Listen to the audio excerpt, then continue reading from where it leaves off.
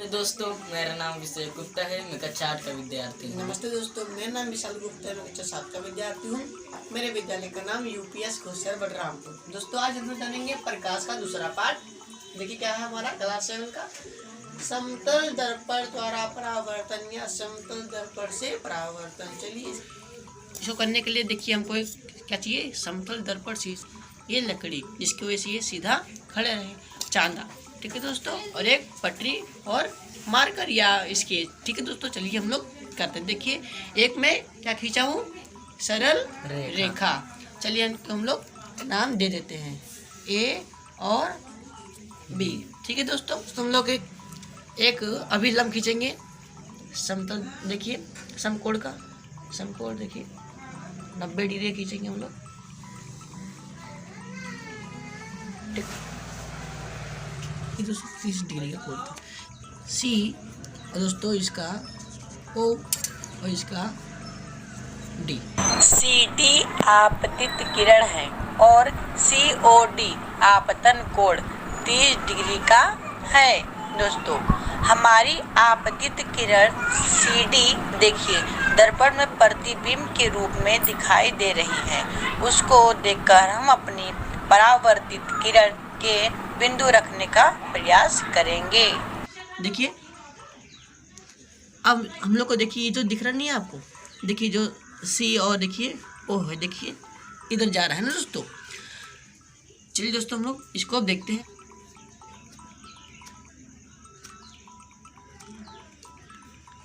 ठीक है दोस्तों, अब चलिए देखते हैं।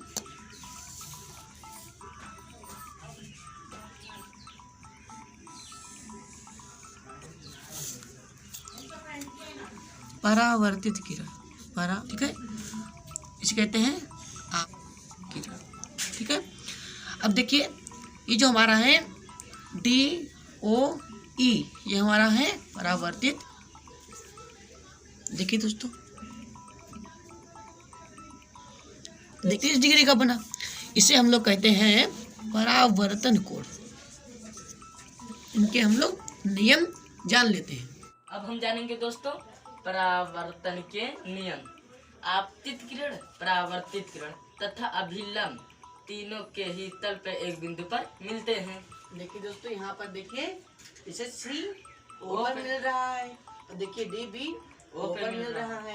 ये क्या है, ओ डी अभिलंब है और सी ओ डी क्या है, आपतित किरण। ठीक है दोस्तों, और जो ये हमारा कोण है इसे कहते हैं आपतन कोण। और देखिए ये भी कहाँ मिल रहा है, ओ पर। देखिए जो कोण बना है इसे हम लोग कहते हैं परावर्तन कोण।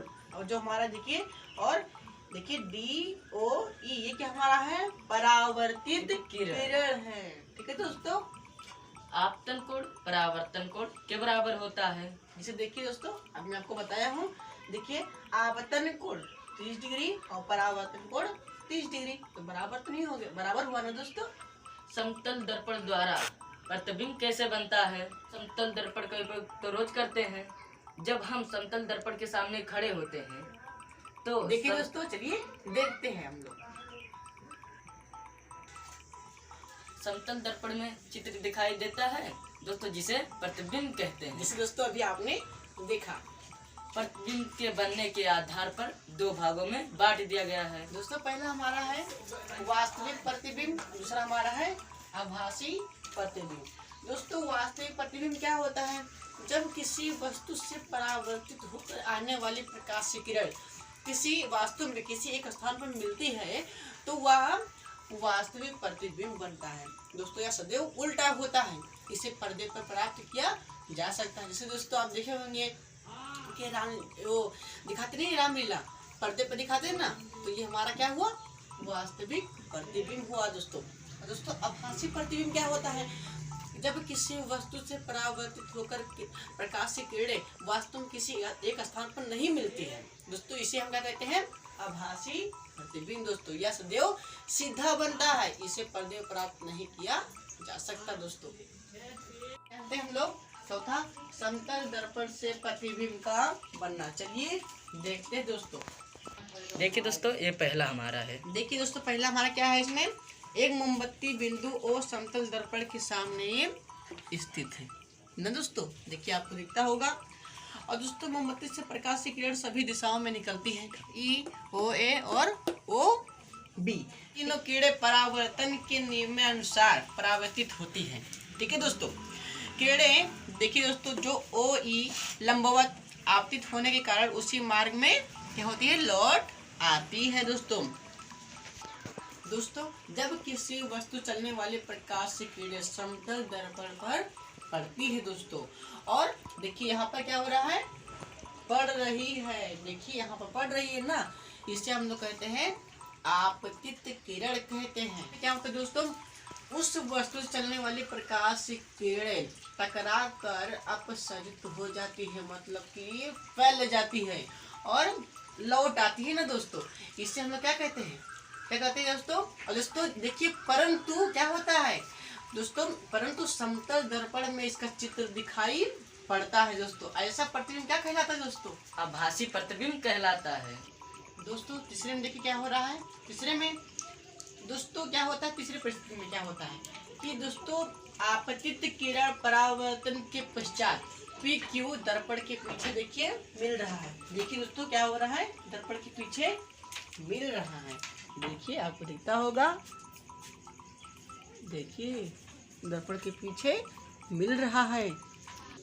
चूंकि दोस्तों परावर्तन के पश्चात दोस्तों परावर्तित जो किरण है दोस्तों, ये क्या हो रहा है, ये मिल नहीं रहा है दोस्तों, इसका परिकल्पना किया गया है कि मिल रहा होगा दोस्तों। समतल दर्पण से बनने वाले प्रतिबिंब आभासी होते हैं, और समतल दर्पण से बनने वाले प्रतिबिंब की लंबाई वस्तु की लंबाई के बराबर होता है दोस्तों। चलिए दोस्तों हम जानते हैं पार्श्व परावर्तन।